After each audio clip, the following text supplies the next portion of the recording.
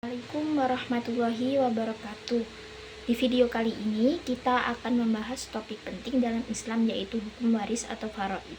Tapi kita nggak bahasin klasik. Kita akan lihat bagaimana hukum waris ini menjawab tantangan di zaman sekarang. Mungkin banyak dari kita yang merasa hukum waris itu rumit, tapi sebenarnya hukum ini sangat penting untuk memastikan keadilan dan kesetaraan keluarga setelah seorang meninggal dunia. Dulu warisan itu tanah, rumah, atau uang tunai.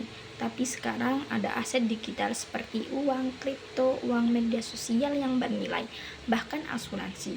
Nah, bagaimana hukum Islam mengatur warisan modern ini? Para ulama berbeda pendapat. Ada yang bilang aset digital itu sebagai harta biasa yang bisa diwariskan. Ada juga yang hati-hati karena aset digital ini unik dan peraturannya masih terus berkembang. Kemudian ada masalah tentang anak hasil bayi tabung, anak adopsi, dan perbedaan agama. Apakah semuanya punya hak waris? Dalam Islam, anak yang sah adalah anak yang lahir dari pernikahan yang sah. Jadi, anak bayi tabung yang jelas nasabnya dari suami istri yang sah, dia berhak mendapatkan waris. Tapi kalau anak adopsi, dia nggak dapat warisan kecuali ada wasiat dari orang tua angkatnya.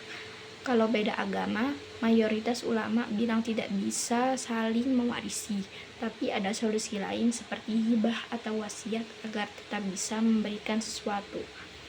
Yang ketiga, keadilan gender dalam waris. Nah, ini yang sering jadi pertanyaan. Kenapa laki-laki dapat warisan 2 kali lipat dari perempuan? Apakah ini adil? Dulu, laki-laki memang punya tanggung jawab lebih besar untuk menafkahi keluarga, tapi sekarang banyak perempuan juga bekerja dan punya peran ekonomi penting. Beberapa ulama modern menawarkan solusi, misalnya dengan reinterpretasi hukum waris agar lebih adil dan sesuai kondisi zaman sekarang.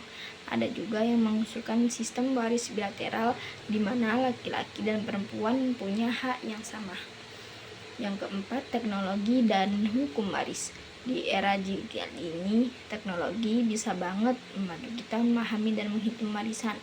Ada aplikasi seperti e-waris yang bisa mempermudah perhitungan waris sesuai syariat. Selain itu, dokumen warisan juga bisa disimpan secara digital agar lebih aman dan transparan. Jadi, teknologi ini membantu kita menjalankan hukum waris dengan lebih baik. Kesimpulannya, jadi hukum waris Islam itu sebenarnya sangat fleksibel dan bisa menjawab tantangan zaman. Yang penting, kita harus terus belajar dan mencari solusi yang adil sesuai dengan prinsip-prinsip lain. Semoga video ini dapat bermanfaat. Kurang lebihnya mohon maaf. Wassalamualaikum warahmatullahi wabarakatuh.